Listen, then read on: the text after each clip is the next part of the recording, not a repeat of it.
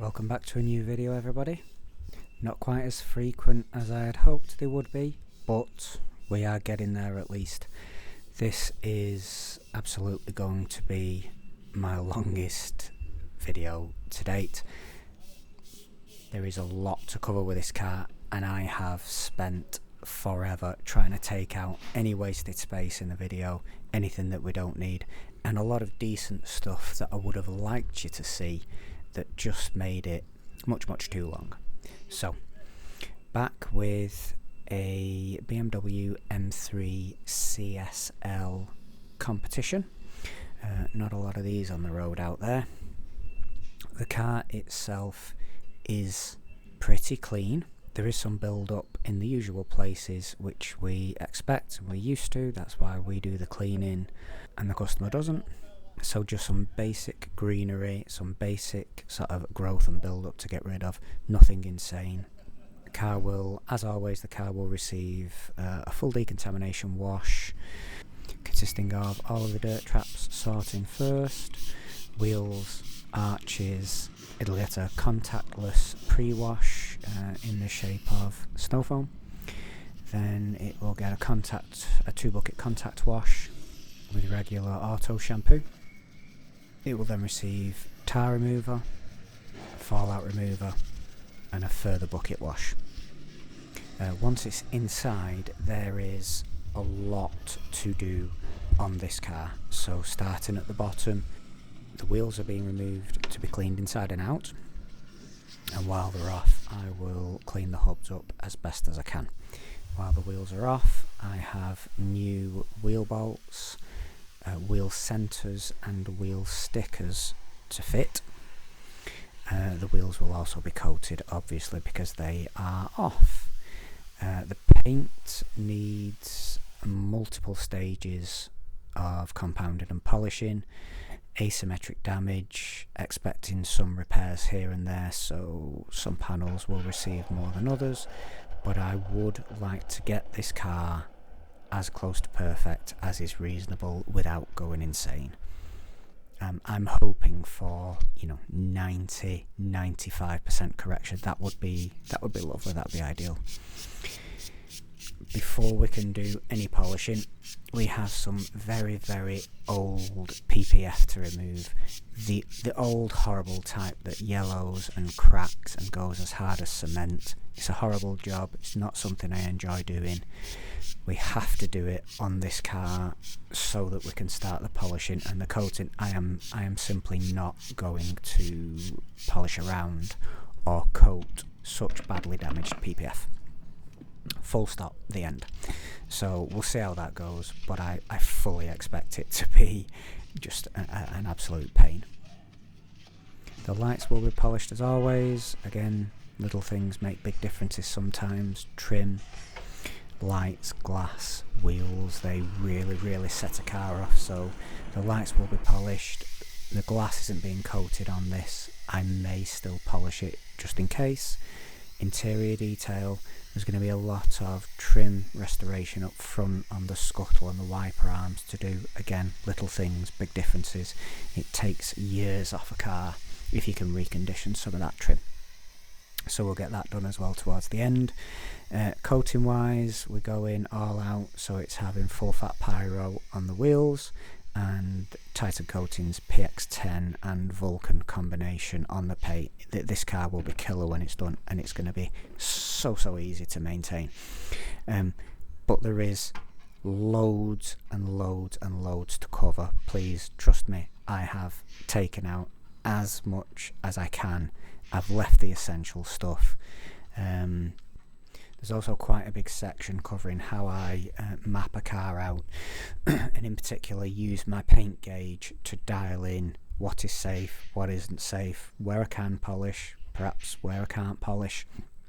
I am almost positive you have never watched somebody do this on the internet before. I've documented it really, really well. It's turned out really, really nicely.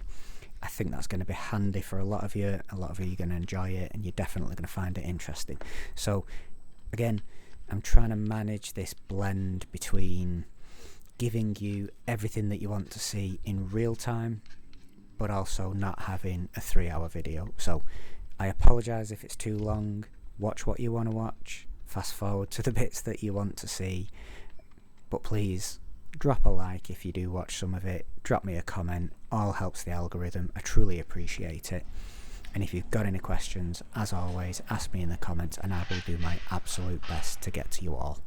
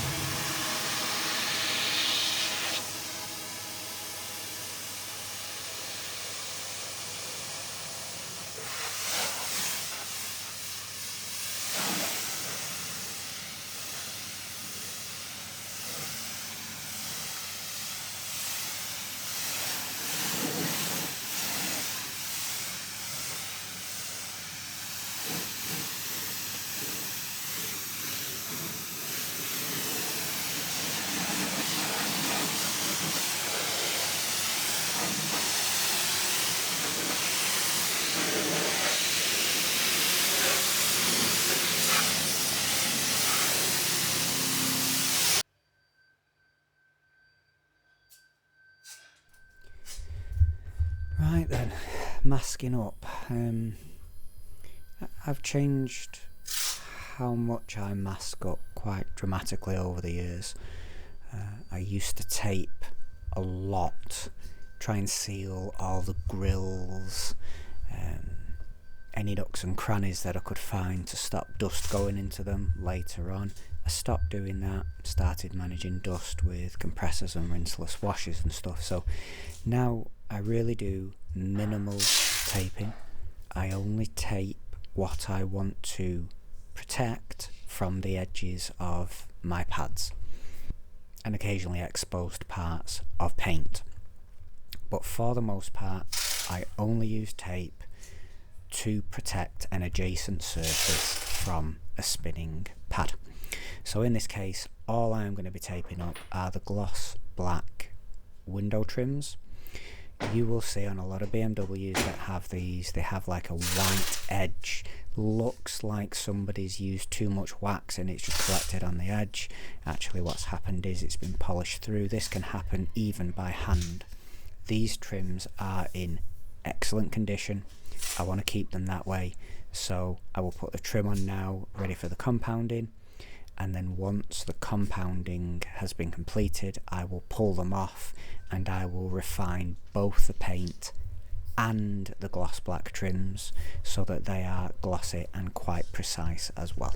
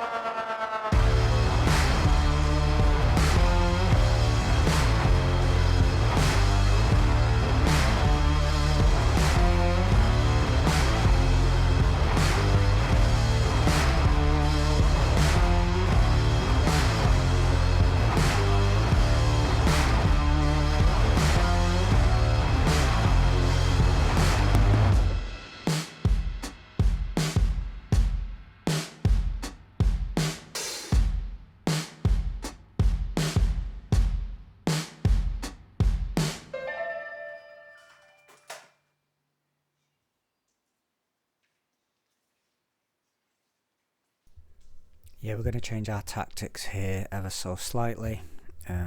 Steam is working, but nowhere near as good as I need it. It's going to take forever to get this done. So changing the approach to the type of approach that I would use to remove old registration plate adhesive, something like that. You know, when you've took a reg plate off and you have the like sticky pads that are left on the back. This is how I would remove them. A video I already have mostly made. If you soak some cloth or some toweling or something like that, something that will hold a glue and tar remover, a thin spray glue and tar remover, spray it on the surface, spray it onto the cloth or the material that you're using, put it onto the affected area and just leave it. Sometimes on registration plate sticky pads I might have to leave it up to 30 minutes, but that pad will absorb all of that glue and tar remover from the cloth. You might have to keep coming back to it, keep introduce more, spraying a little bit more into it, but it will hold it there and it will transfer, it will absorb, and eventually it will just peel off. Now, this isn't just going to peel off given the type of substrate that it is, this old PPF, but it has softened massively. So now I'm just going to use my Festool denibbing blade and just gently scrape off some of it, use a cloth, use my nails, use what needs to be done, and then we'll do a little more steaming afterwards, clean the area, make sure we've just got every little bit that's left off, and we can move on to the next job.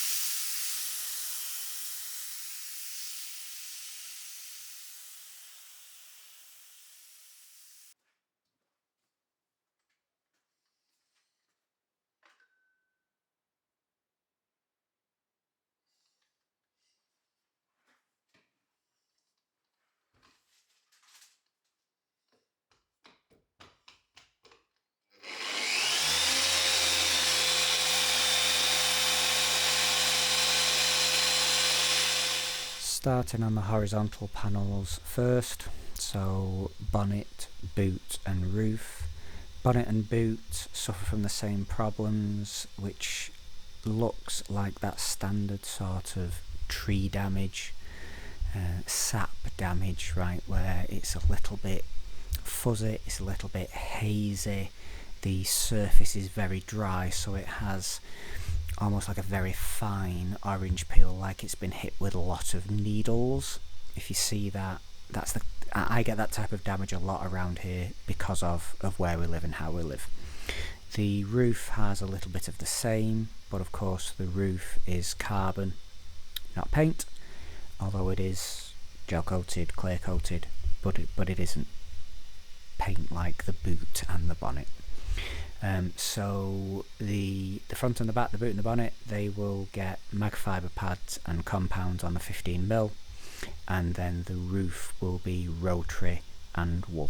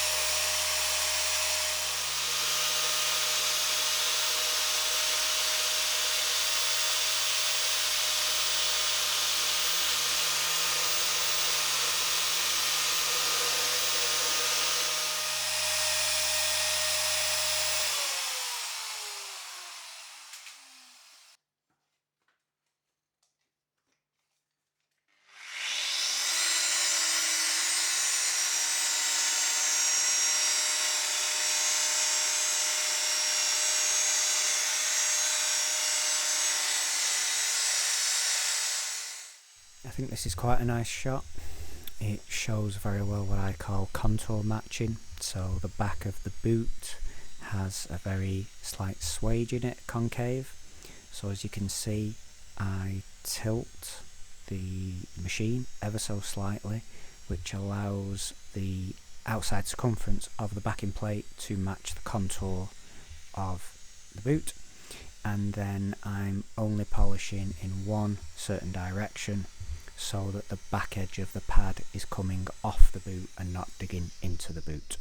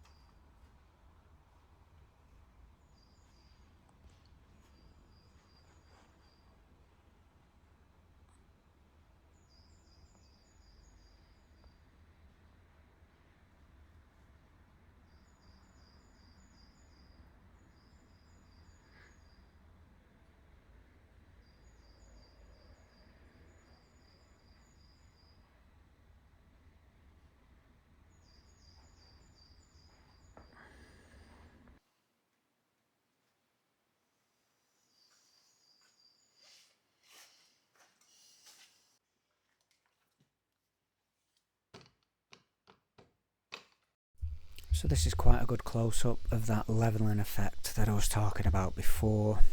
Hopefully you could see right before I started polishing that sort of fuzziness that I was talking about in the surface. It is only the very upper layer, so we have to just slowly grind our way through that.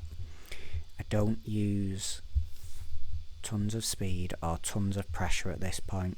The machine's set to about speed 4.5.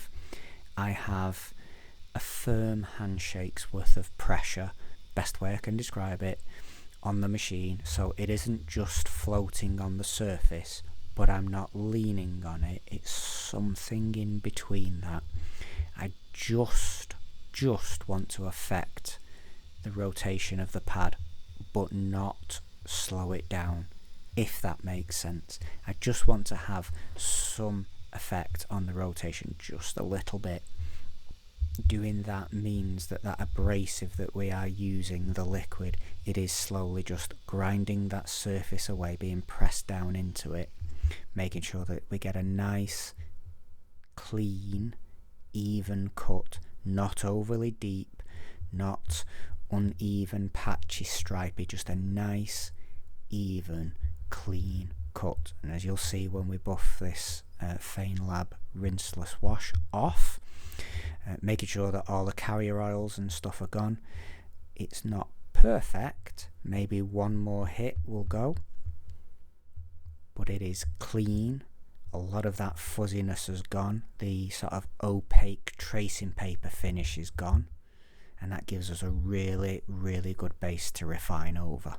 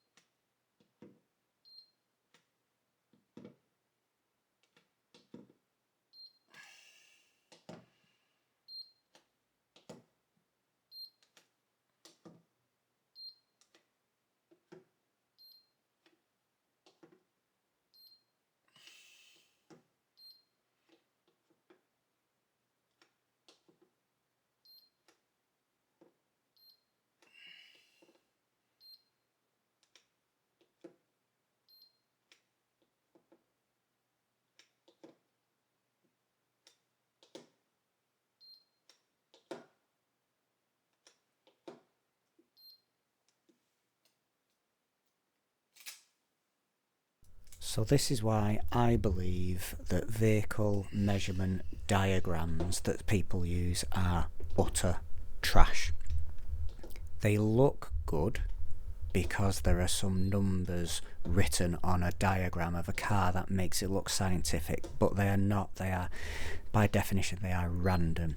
I much prefer to use bits of tape to mark out my, what I call, areas of concern. You don't just take one measurement in the centre of a panel and then write a number in a diagram on the centre of a panel. Sometimes I can take hundreds and hundreds of little measurements per panel if I think I've found something that I need to worry about. So using this method, everything is on the car in front of you as a reminder. You've not just got a random door off a random car with some numbers written on it and then you have to go and find them again. You have them right in front of you, exactly where they are required, exactly when you require them.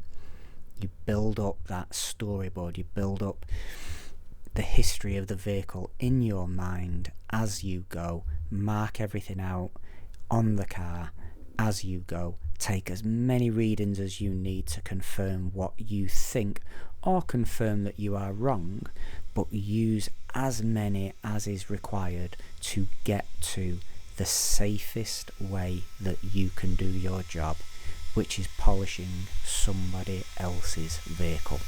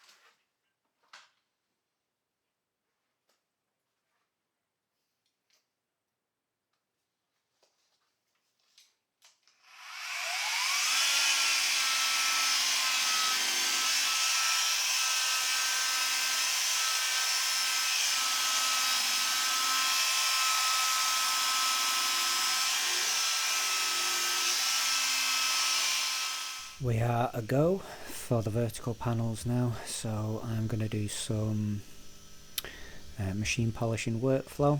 So we'll get some close-ups, some fancy arty shots and some fancy arty angles, so you can see me getting in all the swages and all the tight areas.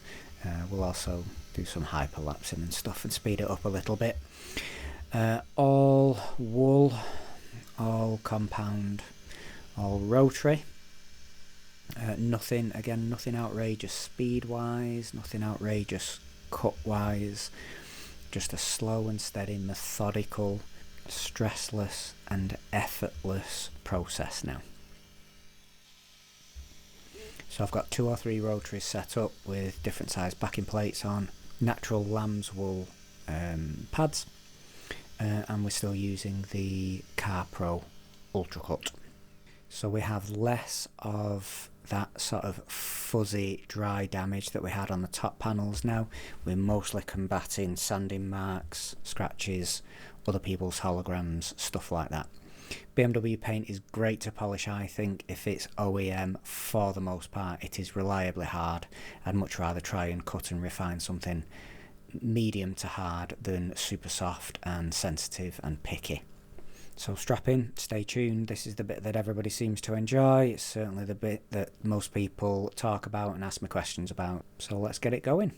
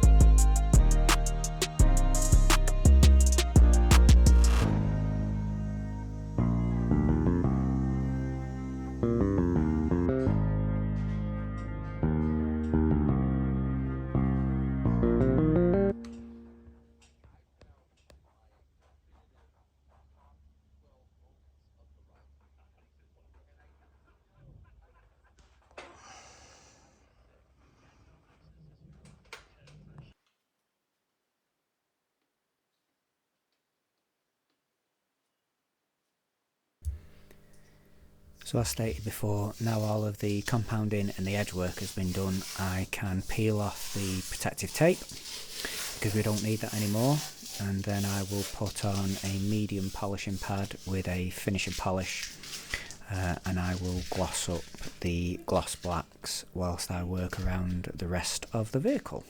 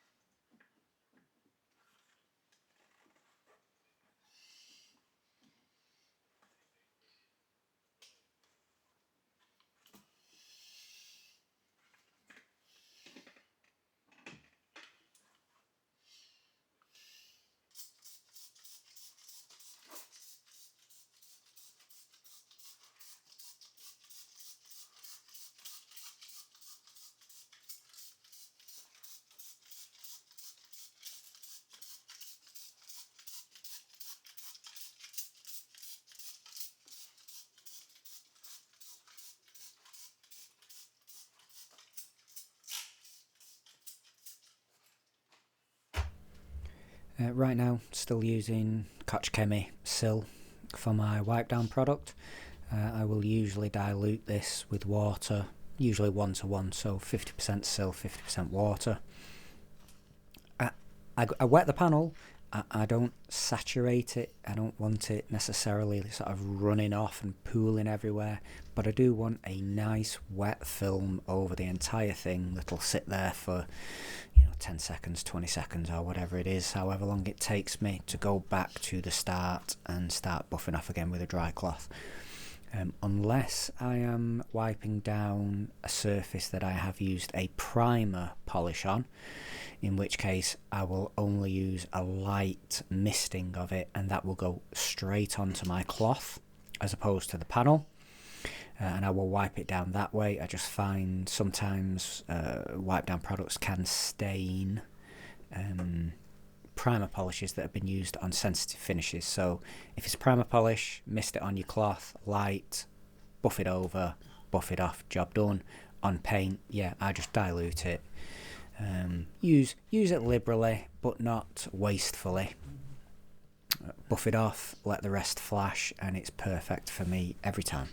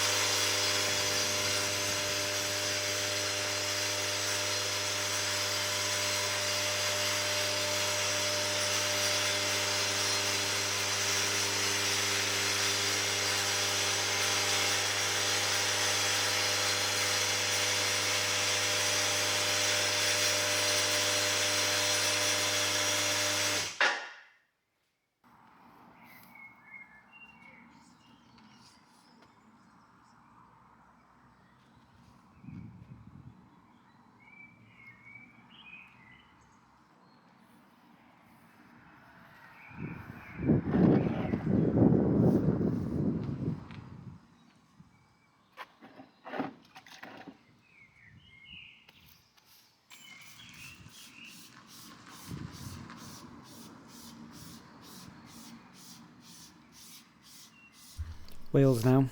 Remember, these were cleaned on the car with the Wax Planet alkaline wheel cleaner. So these wheels have been refurbished in the not too distant past, so they are pretty clean, they're in pretty good condition, and as you'll see, they don't give off loads and loads and loads of fallout, which is always great.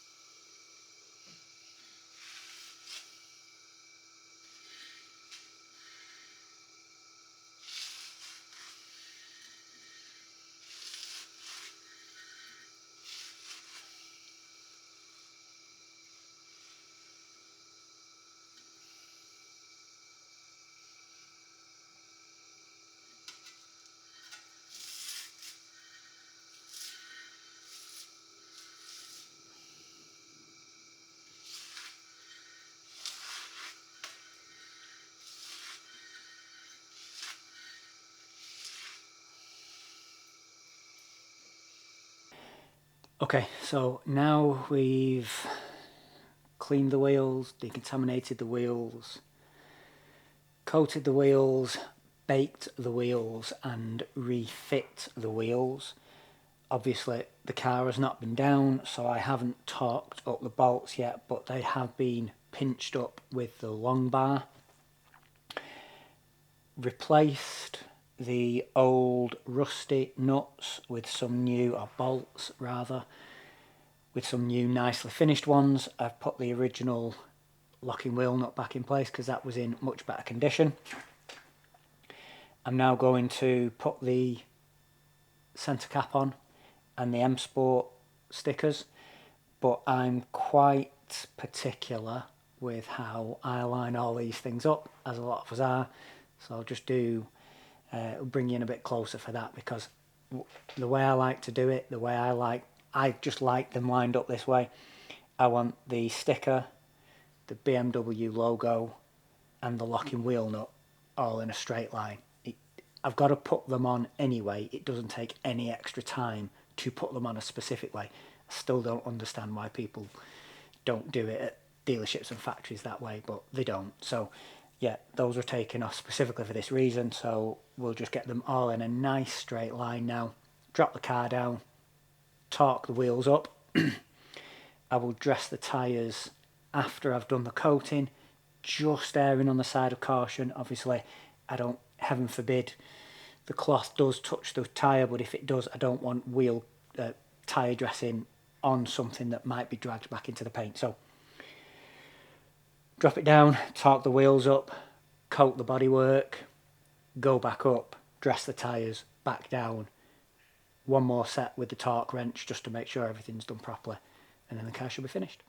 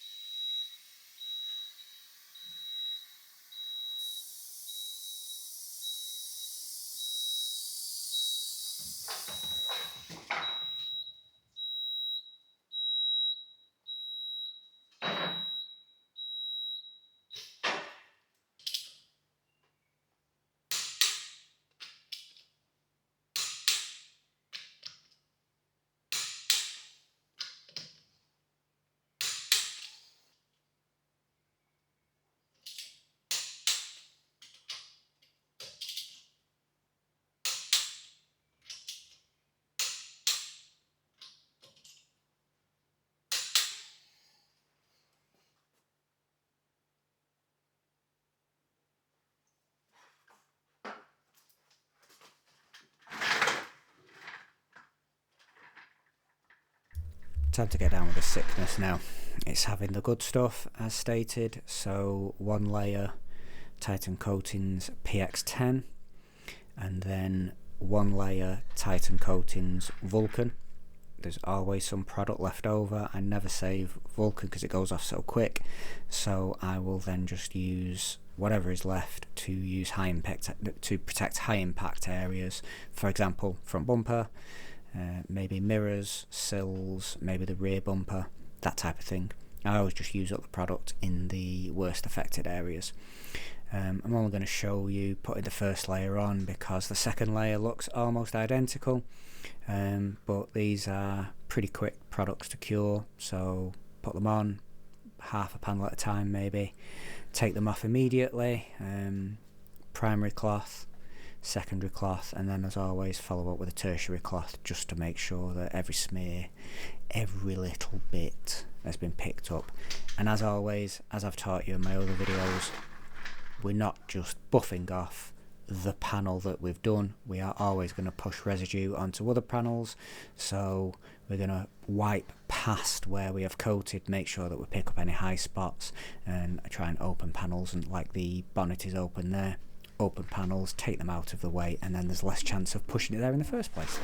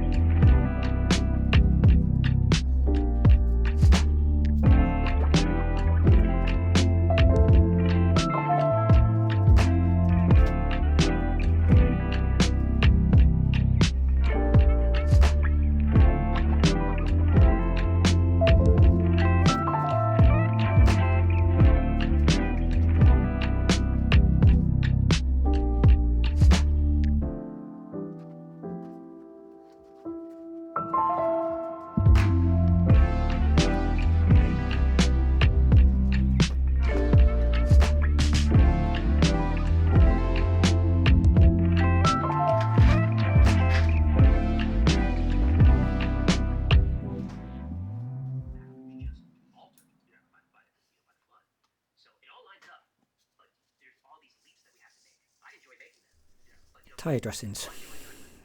Quite a subjective thing, right? Some people love really, really shiny tyres. Some people love them to look almost undressed. Most of us, me included, we like something in the middle. I like them to look dressed. I like them to have a little bit of gloss about them, but I don't like it to look like it's got baby oil on it that's going to flick off all down the car. So the tyre dressing I'm using here is CarPro Dark Side, and what I tend to do with it is I apply it quite thick and quite even.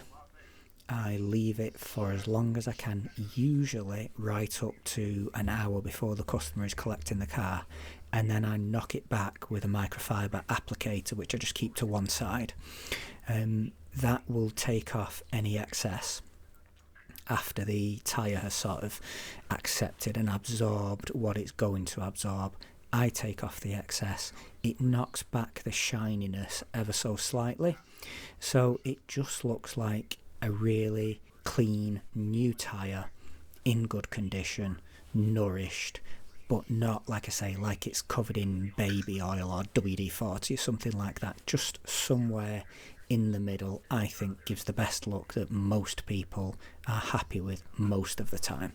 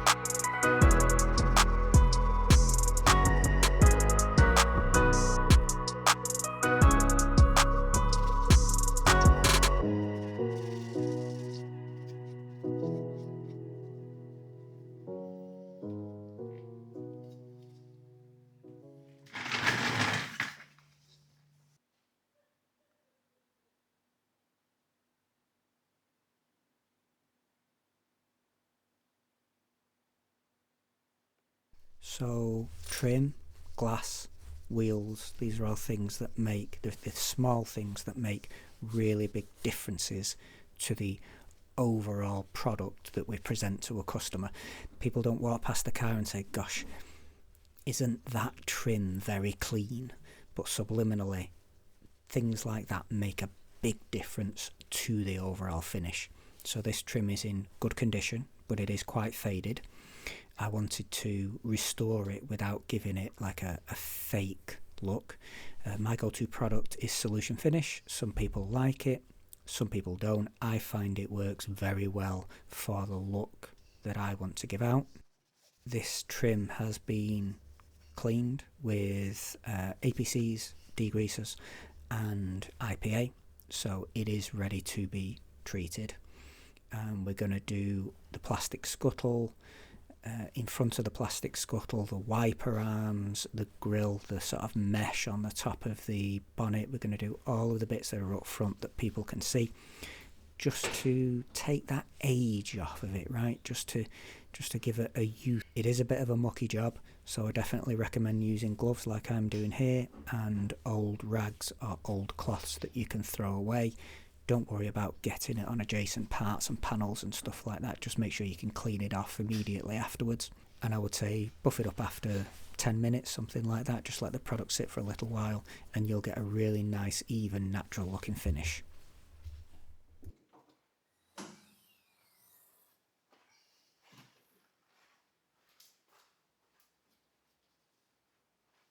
Don't forget to make life easy for yourself. You can move things around as best as possible, like I've done here. Bonnet's been lifted up, wiper arms have been moved, just gives me better access to other awkward areas rather than having to use earbuds and things like that to put the Solution Finish in. I could just move things out of the way, carry on with my same cloth, drop the bonnet back down, drop the wipers back down, job done.